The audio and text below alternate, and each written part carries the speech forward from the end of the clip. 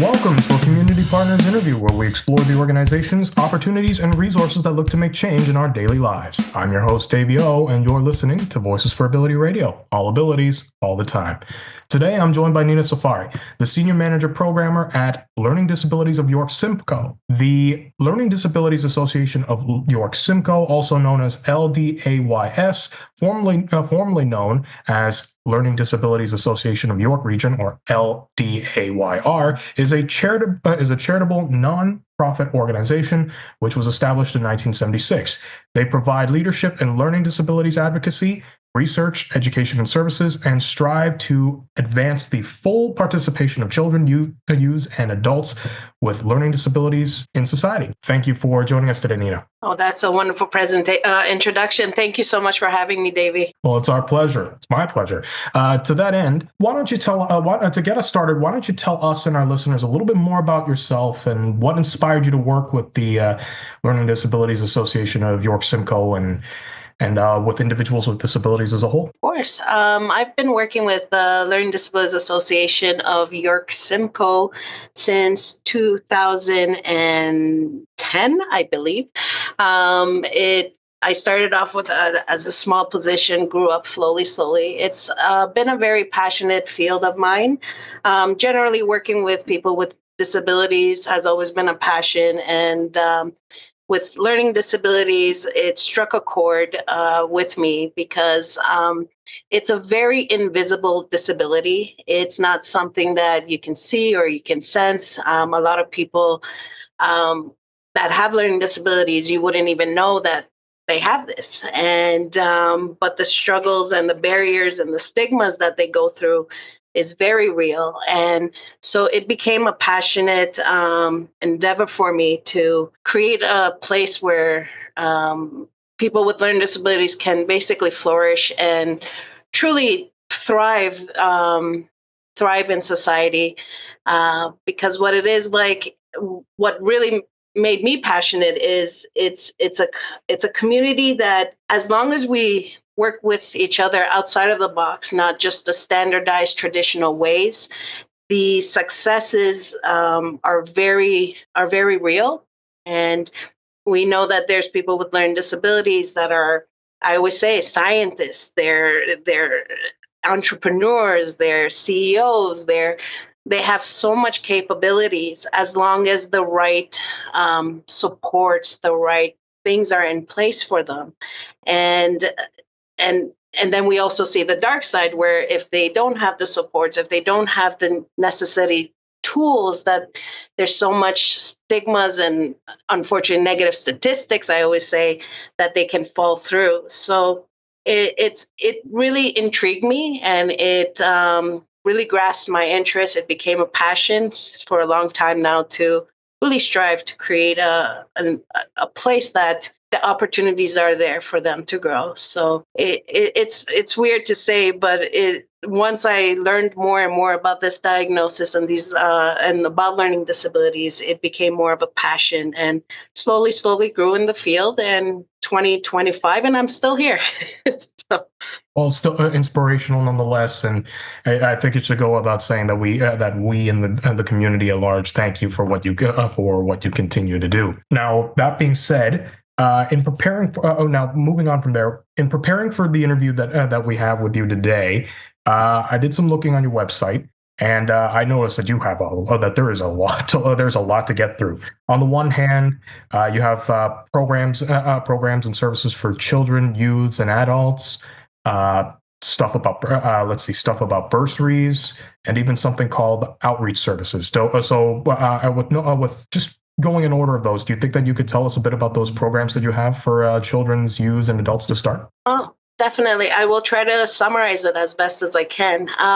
So again, with the programs we offer, they are for all ages, mainly for people that have a diagnosis of learning disability and or ADHD, or are suspected to have it, because we know sometimes with learning disabilities, it goes through psychoeducational to be diagnosed, and some people either don't have the means or the waiting lists are so long.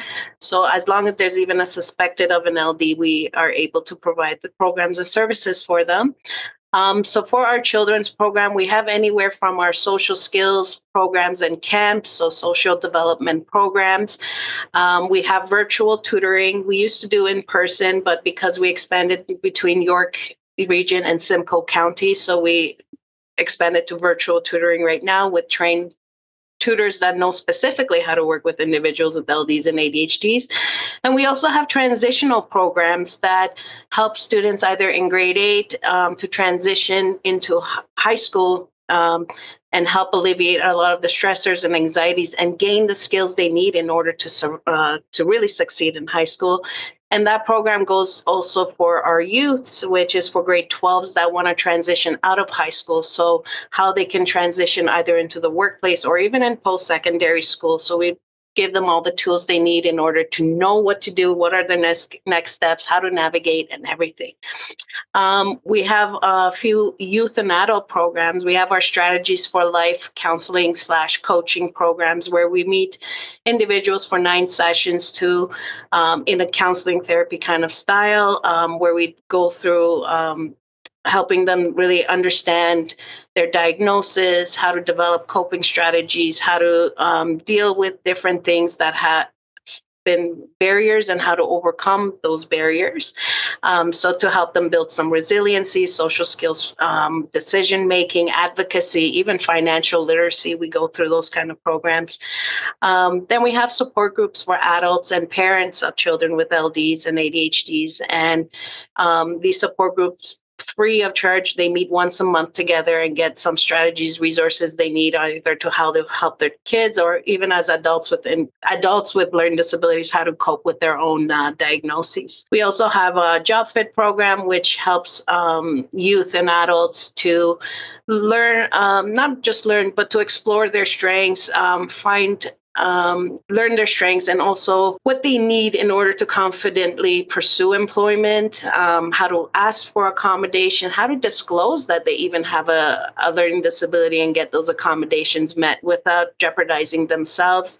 And if they are actually in a job, find ways on how they can develop skills to retain their employment. So it's a way to help them kind of navigate, find what careers are fit for them, and if they are in a career, navigate how to make sure they excel and retain that employment. And as you mentioned, we do have community programs where we actually have resource facilitators where parents or community members can call in if they have questions. Like examples, we get a lot of parents calling and saying, I just got a diagnosis, I don't know what to do, what is the next step? So we kind of guide them over the phone to understand, okay, here's your next steps, this is what you can do with your school.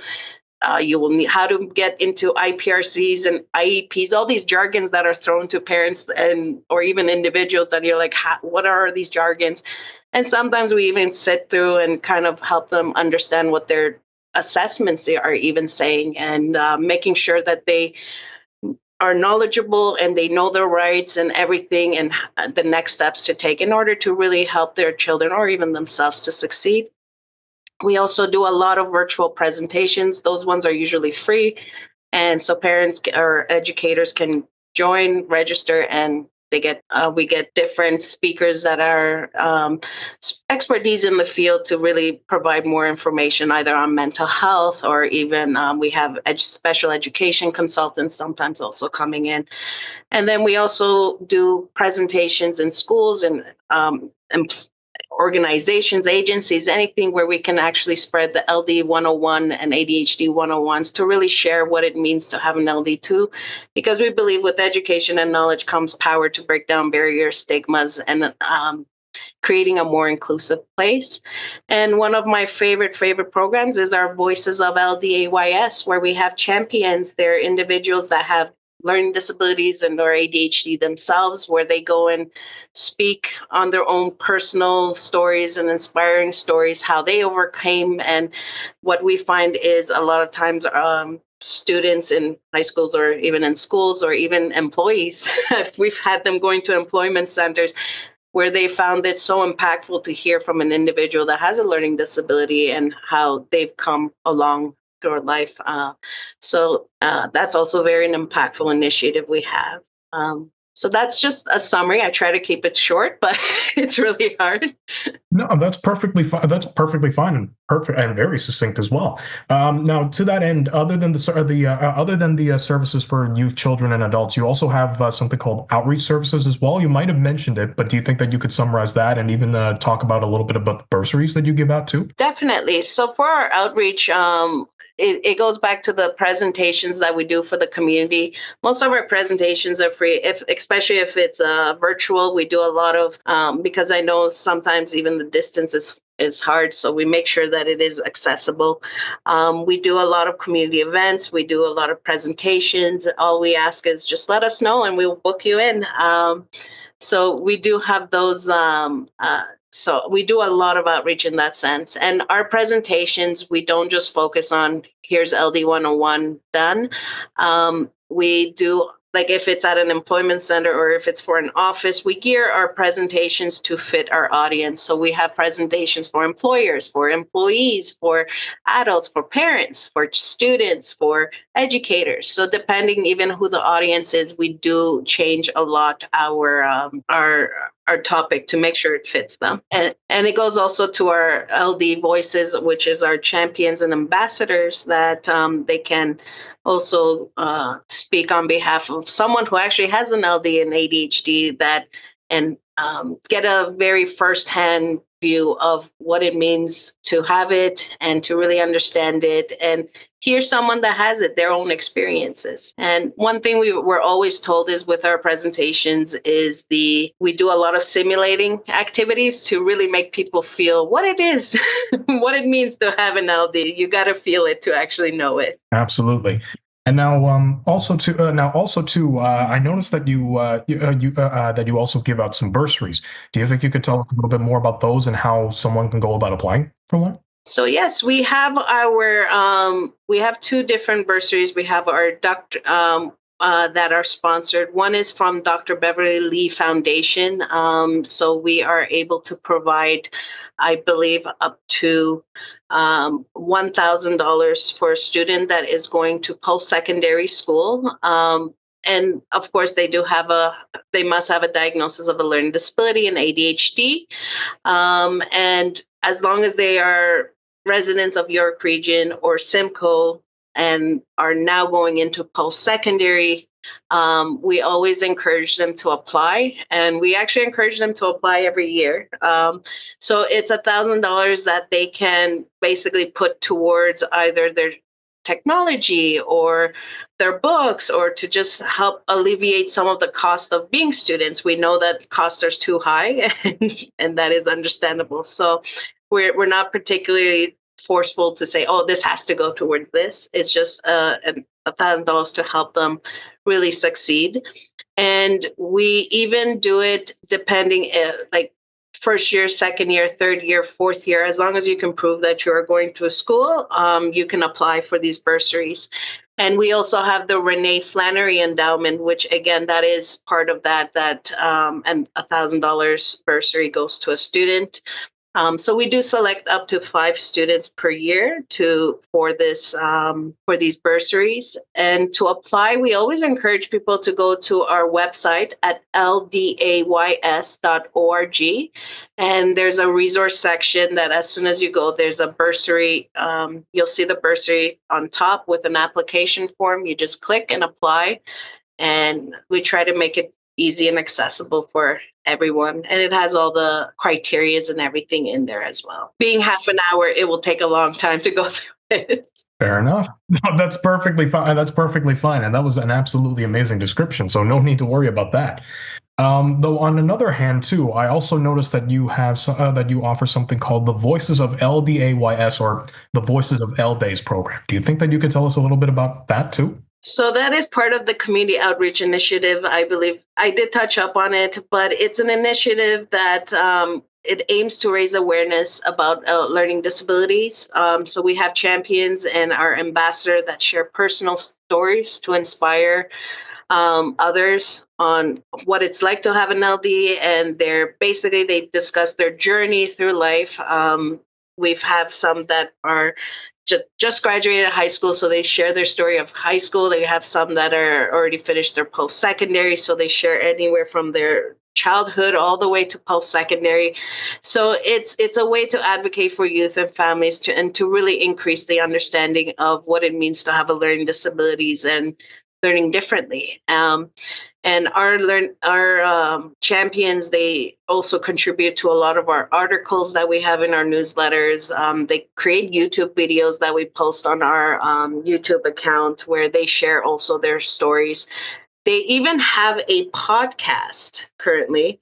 I believe there's 5 episodes where our two ambassadors, Gabrielle and Anthony, they take different topics, so social skills, transitioning, employment, and they basically do a podcast and they bring in expertise of those or surrounding those topics, and they just basically share firsthand experiences and experiences on anything and everything to do with learning disabilities. So I always encourage people to also take time to those podcasts. They're really they're very effective. Fair enough. Now, on the note of stories, that when you mentioned that you mentioned earlier, without naming any names or getting too specific, do you think that you could share any success stories of any sort of with us today about, say, when someone came to the Learning Disabilities Association of York-Simcoe and where they wound up today? Definitely. I haven't gotten permission, so I might not share the name, but I will say they are part of our voices. We had an individual that came to us, I believe it was in 2014, like it was a while ago, and came to our program with our SOAR program, which is a transition programs for going to grade 8 to high school. And what was interesting is when they first came to the program, it's like, I don't want to be here. This is, as kids say, this is ridiculous. Like I'm cleaning the language, but this is ridiculous. Why do I need to take some program? And it was interesting. Within 4 sessions, they made a connection with our coordinator and the facilitator at that time. And from completely being denial, like I don't care about the diagnosis, I don't think I have an LD2, and struggling in school, to actually learning to accept their diagnosis and really diving into their individual education plan to understand what are their accommodation, what are their strengths, to really recognize their strengths and the areas that they have issues with. Okay, what can I do to overcome those areas? Slowly, not only did they grasp their diagnosis, they also succeeded.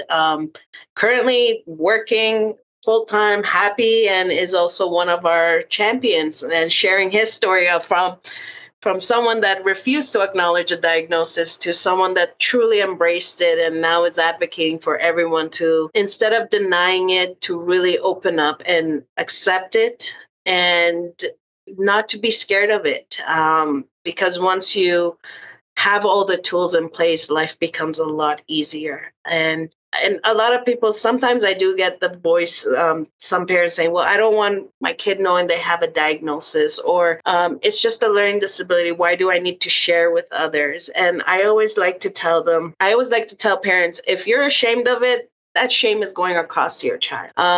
If you embrace it in a positive light, trust me, your child will embrace it in a positive light. And being an invisible diagnosis, I've heard this many times.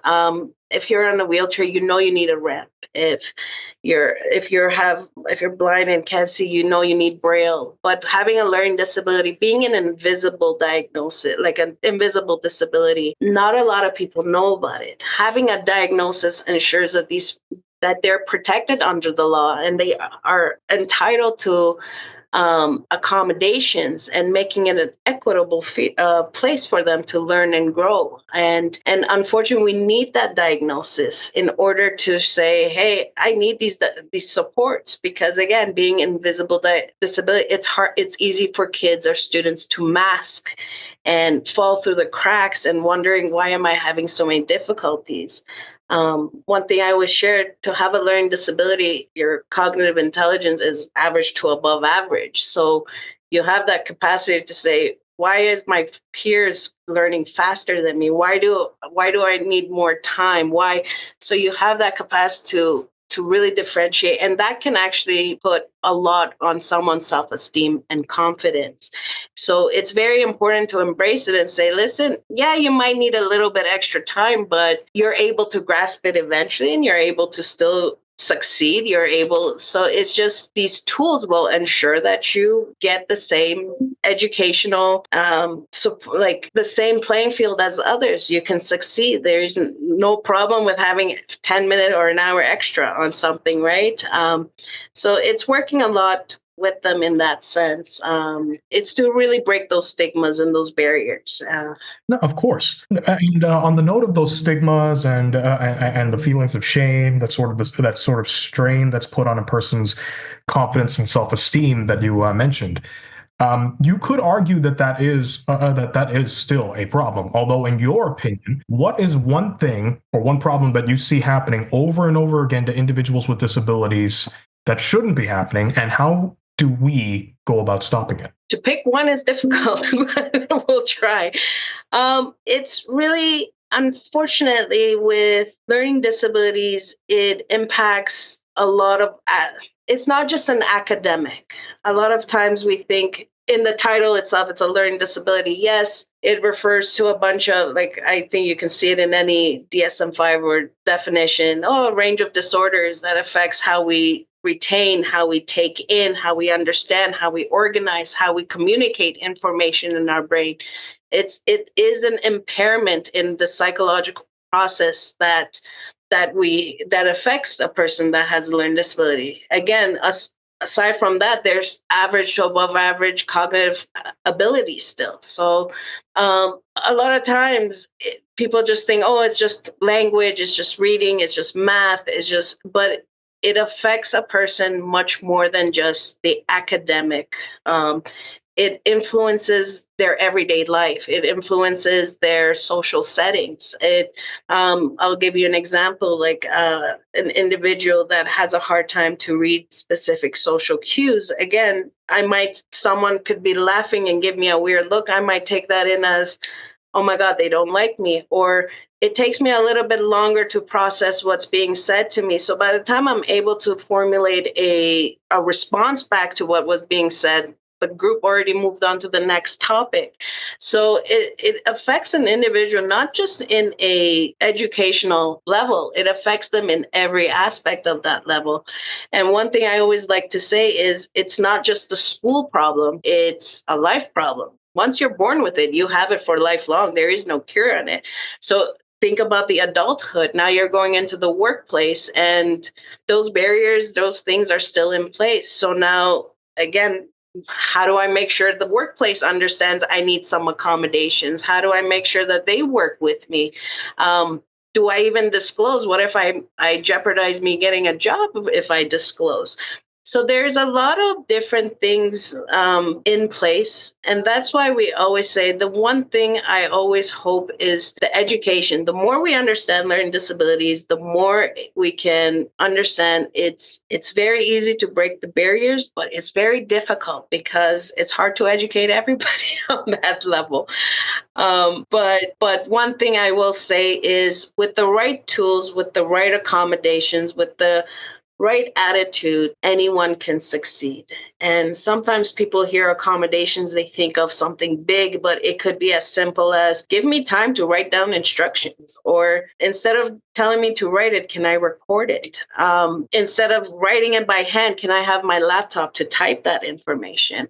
You're giving me numbers. It's hard for me to process numbers. Hey, let me have a calculator ready. Or it's accommodations. When we say it, they're not always something so huge huge or costly. It's something very effective. And I always try to get teachers and employers to understand these. And one of the barriers I do find in schools sometimes is you have, again, sometimes larger classrooms. So the teacher, I don't put blame on them because they have so many students, and it's hard for them to really provide the accommodation to all the students at the right full time or the way that they can. And so there's a lot of little things that affect it, that can help to, again, and it's just knowing that as teachers, we have a job to teach differently. Don't just teach talking in front of the class, because someone that have hard time processing verbal information, make sure you're doing something that it's using all three different learning styles. So have something visual alongside with the verbal, alongside with, okay, now let's practice it. So now give them a hands-on way to learn it as well. So trying to find different ways to just not the one way thinking. I always say not the one style of teaching, trying to go as much as possible. And for employers, I always say it's if someone needs an accommodation to just have extra time to report, so maybe they can't report to you by the end of the day, tell them, all right, by tomorrow, give them an extra day to do their reporting. Or you tell them to come in your classroom with a pen and paper, and they're having issues with motor skills that they can't really, which I guess you can say the term is dyscalculia. They can't really have a hard time grasping that pen and writing. Tell them, hey, bring your iPad, bring your tablet, bring something and come and take notes that way. So it's just being aware that accommodations are not always that difficult, or even teaching different ways of kids learning. There's so many different ways we can work with kids and adults with learning disabilities that can really make life easier for them just as much. Of course, of course. And unfortunately, we are running out of time, so we will have to get through these next few questions really quickly. Hopefully, you won't mind. But on the one hand, well, before we end though, if someone wanted to become a member or a volunteer with the association, is there what's the process like for becoming a volunteer or a member, and are there any restrictions? There really is no restriction. I always say you can visit our website at ldays.org, or you can send us a quick email at info@ldays.org. And just say I'm curious, I want more information, and we're able to provide it to you. All right. All right. Now, with that, if other than the website, are there any other are there any other ways if our listeners are looking for more information to reach you, to find you? Oh, definitely. You can again send an email to info@ldays.org, or you can give us a call at our office at 905-884-7933. If you push 2, it gives you a directory, and you can always find my name at extension 5, and I will make sure to, I always love when community connects. All right. Well, that's fantastic. Thank you so much for being here with us today, Nina. Oh, pleasure. Thank you for having me. And thank you for what you guys do. And with that, we've reached the end of yet another amazing interview segment. You're listening to Community Partners, presented by Voices for Ability Radio. All abilities, all the time. I'm your host, Davy Au. Be safe, be kind, and I'll see you all next time.